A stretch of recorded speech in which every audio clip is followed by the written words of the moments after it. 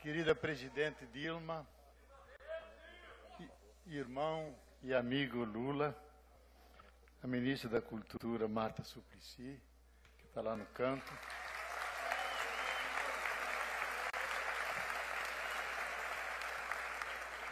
A todos os presentes aqui, da cultura, das artes, da ciência. Eu, na verdade, me sinto um pouco constrangido de estar aqui, porque há pessoas... vamos tirar essa história aqui. Porque há pessoas mais notáveis, mais sábias que estão aqui presentes, que melhor podiam representar a todos vocês. É próprio dos intelectuais que tentam pensar o todo de uma forma filosofante e dentro do todo as partes, e o partido é parte, é próprio dos intelectuais manterem certa distância e certa equidade face aos partidos. Mas há um momento na história em que, quando percebemos que conquistas fundamentais que beneficiam o povo, o intelectual não pode ficar equidistante, não pode ficar neutro. Ele tem que tomar posição.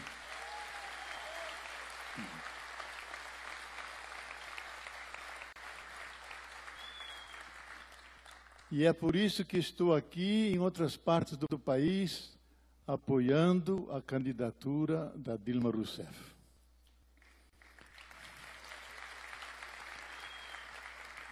Eu e ela temos algo em comum. Temos 2 Fs no sobrenome, que significa muita felicidade.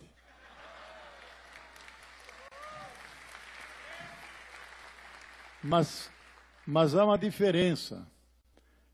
Ela é a presidenta Rousseff e eu sou um pobre bofo. Mas estou aqui, como em outros lugares, para apoiar as conquistas de 12 anos. Eu repito muitas vezes e me dizem até, bofo, não fale mais disso. Mas eu falo.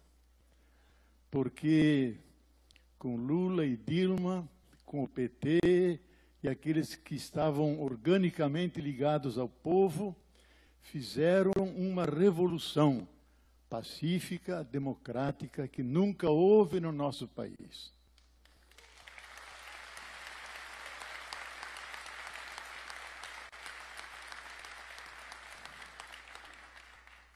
Caio Prado Júnior, no seu famoso livro A Revolução Brasileira, define bem. Revolução é introduzir aquelas transformações que modificam e atendem as aspirações nunca atendidas de um povo. Revolução é dar um outro rumo à vida do país. Pois Lula e Dilma fizeram esse tipo de revolução. E ela não pode ser perdida e nem desfeita.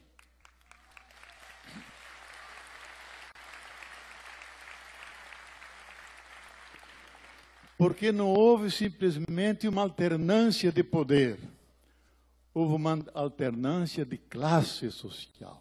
De classe social.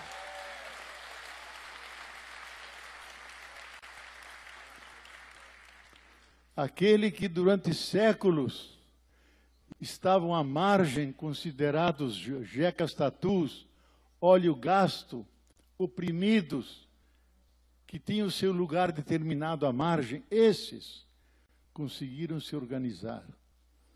Eu digo com orgulho que nós, e o Lula reconheceu muitas vezes, que a nossa Igreja de Libertação, com as suas 100.000 comunidades de base, quase 1 milhão de círculos bíblicos, ajudamos a criar uma nova consciência social de querer um outro Brasil diferente daquele que herdamos. Essas pessoas não entraram no PT. Elas fundaram células do PT. Porque viam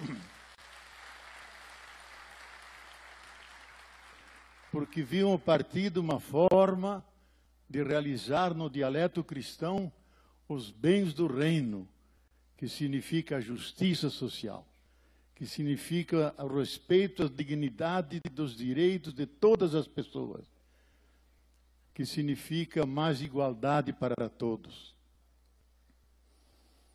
Eu, como teólogo, posso dizer que no entardecer da vida, cada um de nós vai ser confrontado com essas três questões. De que lado você estava? De que lado você estava? E a gente que mudou de lado. A quem você sempre defendeu? Você defendeu as vítimas de um processo econômico-social feroz, que trata os trabalhadores como algo descartável. Você defendeu a esses, ou aqueles que viviam sacrificando os trabalhadores? Nós seremos confrontados com uma terceira pergunta. Quem você escolheu para caminhar com você na vida? Você escolheu esses condenados da terra, ou você escolheu os patrões que os fizeram condenados e escravos? Todos seremos confrontados por alguém que é maior que a nossa consciência. Eu tenho a alegria de dizer que Lula e Dilma e todos esses que se empenharam com o povo responderam positivamente a essas perguntas.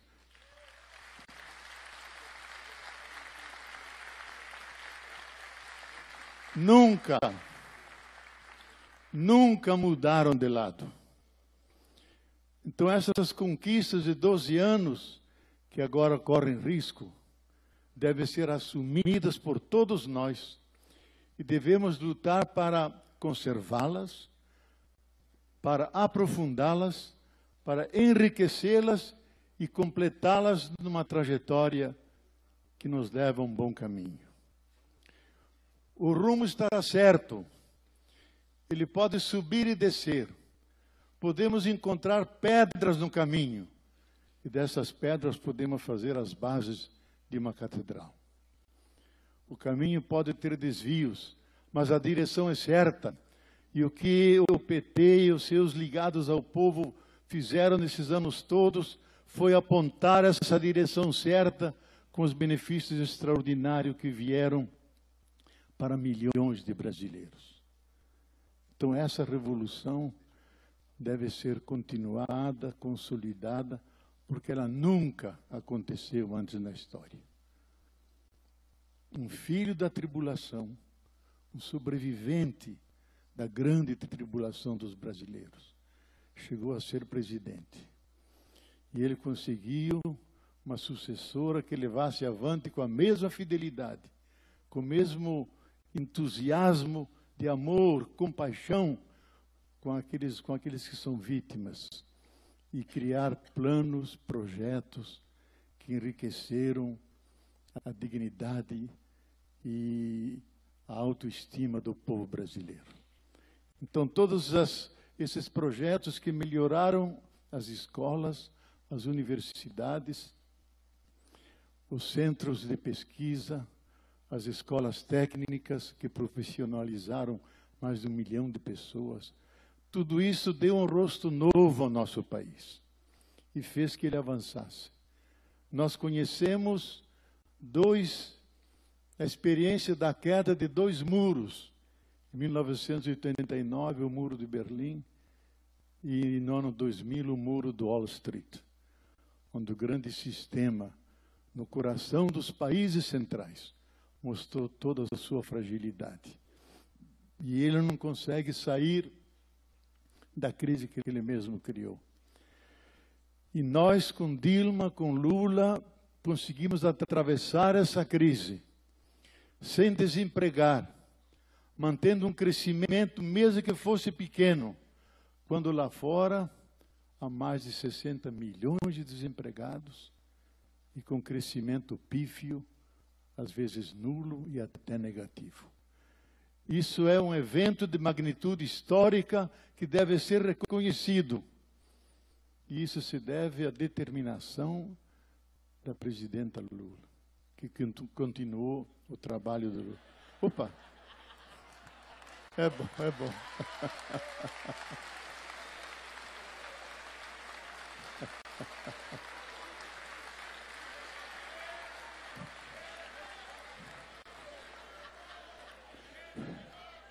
Eu escrevi um livro com a Rosemarie Muraro, onde masculino e feminino se juntam. O ânimo.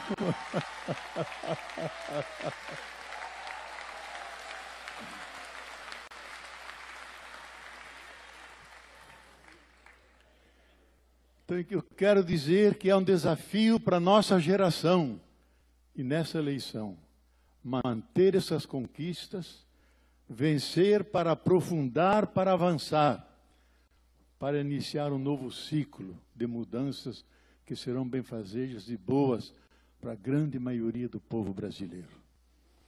Eu sei que na história do PT houve grupos que se deixaram tomar pelo poder. São grupos, mas não, o sonho do PT não se perdeu. E nunca ninguém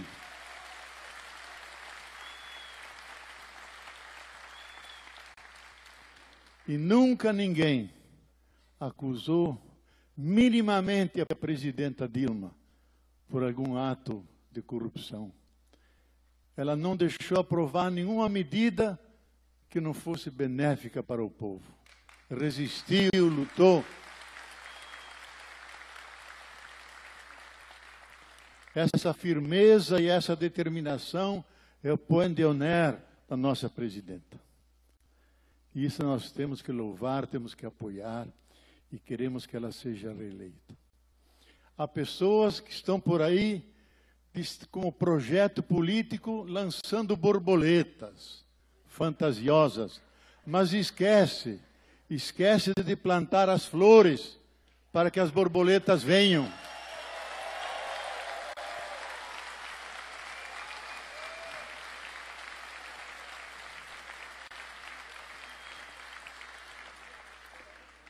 Então Lula e Dilma e Lula plantaram esse jardim para que viessem as borboletas verdadeiras e não as virtuais.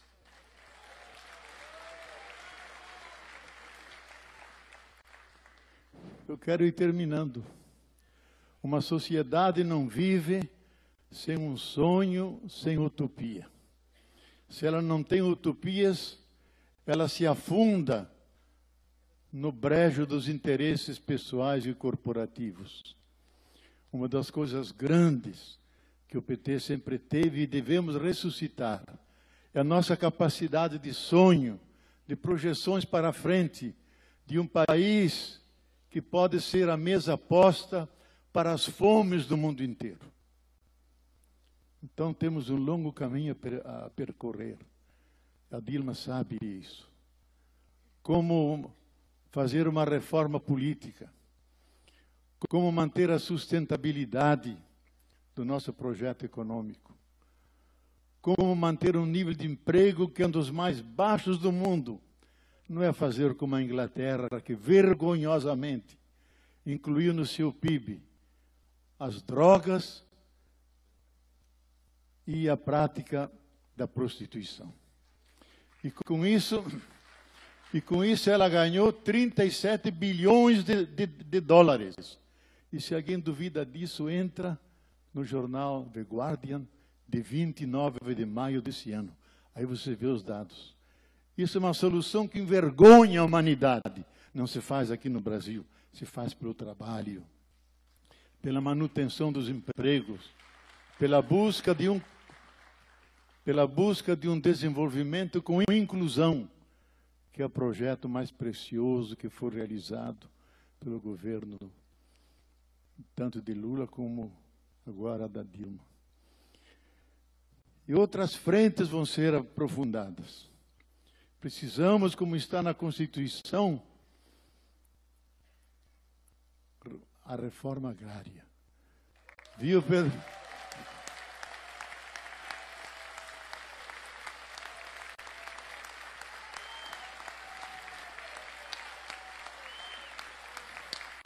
Eu estou vendo.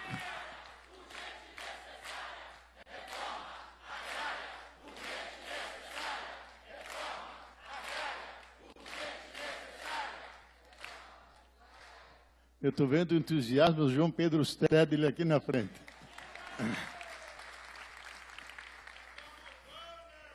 Mas precisamos também, além de distribuir terras, distribuir cidade. Porque 85% dos brasileiros vivem na cidade. Os problemas que isso cria de distribuição, da mobilidade, do tempo de vida gasto para o transporte das pessoas, infinidade de problemas que têm que ser enfrentados. Porque dentro de pouco, Rio e São Paulo são metrópoles de 40 milhões de habitantes. Então, um grande desafio para a presidenta Dilma, que é um desafio mundial. E quero dizer, por fim, uma palavra que considero importante, a cultura. Nós aqui viemos em nome da cultura. A cultura... E muitos dizem, a cultura não é tão importante. A cultura não mata a fome. O ser humano tem muitas fomes. Nós não somos um animal faminto que se basta apenas de pão. Tem fome de comunicação, tem fome de beleza, tem fome de autoexpressão, tem fome de transcendência, tem fome de inovação, de criação. E eu admiro profundamente os artistas, os cientistas, os atores, gente de cinema, que estão continuamente pensando e criando. É aquilo que mais falta no nosso país, é contínua criatividade, contínuo pensamento, inovação permanente. E eles nos dão exemplo disso. Por isso eles são, naturalmente, pedagogos de uma nação inteira. Então, investir na cultura é investir na capacidade de criação, de projeção, de invenção fundamental. Além da cultura expressar a alma de um povo nas suas regiões, tão diversas e tão ricas. Então, investir na cultura é investir na brasilidade, na grandeza do povo brasileiro, naqueles bens não materiais, intangíveis, mas que dão sentido profundo à vida. E, por fim, quero dizer que, além da utopia, um sonho, nós devemos manter o espírito de uma águia. As águias voam alto, e há muitos que querem reduzir a nação brasileira a galinhas, que ficam ciscando no chão, submetidas. Submetidas a projetos onde entramos como sócios menores, sócios subalternos de um projeto de globalização que nós não controlamos. Nós queremos um Brasil autônomo, soberano, que dialoga com todas as nações, como Lula fez tão brilhantemente no seu governo e que Dilma continuou. Isso significa alçar o voo da águia. A águia voa alto. Devemos desentranhar a águia que está dentro de cada um de nós e, nesse momento, fazê-la voar, empenharmos-nos como militantes para que esse caminho e esse voo e essa águia não desfaleça e erga o espírito dos brasileiros para seguir um caminho que se mostrou bom para todos, por maiores que sejam as dificuldades. Esse projeto da Dilma é ainda o mais adequado e o melhor para o povo brasileiro.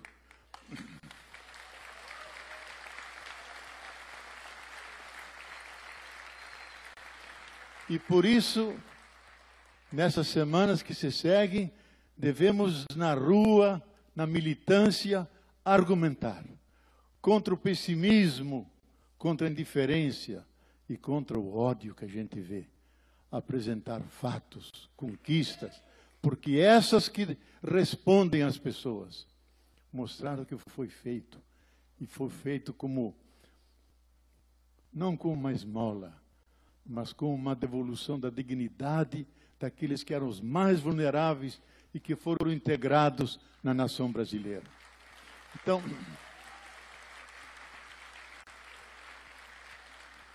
Então esse projeto e essa revolução não pode perder-se.